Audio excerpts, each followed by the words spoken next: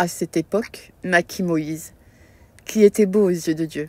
Il fut nourri 3 mois dans la maison de son père, et quand il lui était exposé, la fille de Pharaon le recueillit et l'éleva comme son fils. Moïse fut instruit dans toute la sagesse des Égyptiens, et il était puissant en parole et en œuvre. Il avait 40 ans lorsqu'il eut à cœur de se rendre auprès de ses frères, les fils d'Israël. Il en vit un qu'on outrageait, et prenant sa défense, il vengea celui qui était maltraité et frappa l'Égyptien. Il pensait que ses frères comprendraient que Dieu leur accordait la délivrance par sa main, mais ils ne le comprirent pas.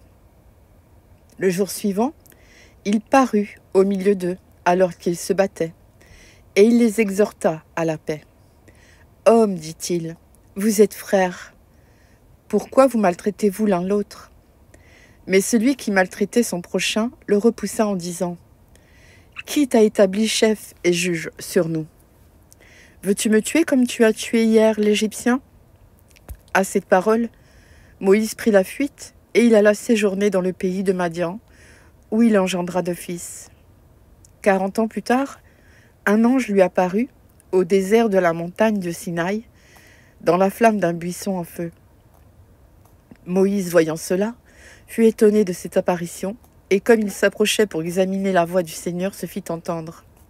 « Je suis le Dieu de tes pères, le Dieu d'Abraham, d'Isaac et de Jacob. » Et Moïse, tout tremblant, n'osait regarder. Le Seigneur lui dit « Ôte tes souliers de tes pieds, car le lieu sur lequel tu te tiens est une terre sainte. J'ai vu la souffrance de mon peuple qui est en Égypte. J'ai entendu ses gémissements, et je suis descendu pour le délivrer. Maintenant, va, je t'enverrai en Égypte. » Ce Moïse qu'ils avaient renié en disant « Qui t'a établi chef et juge ?» c'est lui que Dieu envoya comme chef et comme libérateur avec l'aide de l'ange qui lui était apparu dans le buisson. C'est lui qui le fit sortir d'Égypte, en opérant des prodiges et des miracles au pays d'Égypte, au sein de la mer Rouge et au désert pendant 40 ans.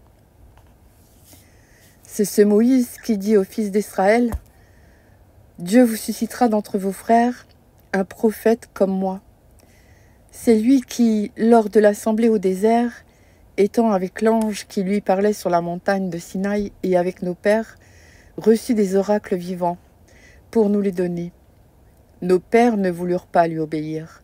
Ils le repoussèrent et ils tournèrent leur cœur vers l'Égypte en disant à Aaron « Fais-nous des dieux qui marchent devant nous, car ce Moïse qui nous a fait sortir du pays d'Égypte, nous ne savons ce qu'il est devenu. » Et en ces jours-là, ils firent un veau, ils offrirent un sacrifice à l'idole et se réjouirent de l'œuvre de leurs mains. Alors Dieu se détourna et les livra au culte de l'armée du ciel, selon qu'il est écrit dans le livre des prophètes. M'avez-vous offert des victimes et des sacrifices? Pendant 40 ans au désert, maison d'Israël, vous avez porté la tente de Moloch et l'étoile du dieu Remplan. Ces images que vous avez faites pour les adorer, aussi vous transporterai-je au-delà de Babylone. Nos pères avaient au désert le tabernacle du témoignage, comme l'avait ordonné celui qui dit à Moïse de le faire d'après le modèle qu'il avait vu. Et nos pères, l'ayant reçu, l'introduisirent sous la conduite de Josué dans le pays qui était possédé par les nations, que Dieu chassa devant eux, et il y resta jusqu'au jour de David. David trouva grâce devant Dieu et demanda d'élever une demeure pour le Dieu de Jacob. Et ce fut Salomon qui lui bâtit une maison. Mais le Très-Haut n'habite pas dans ce qui est fait de main d'homme, comme dit le prophète. Le ciel est mon trône, et la terre mon marchepied. Quelle maison me bâtirez-vous, dit le Seigneur, ou quel sera le lieu de mon repos?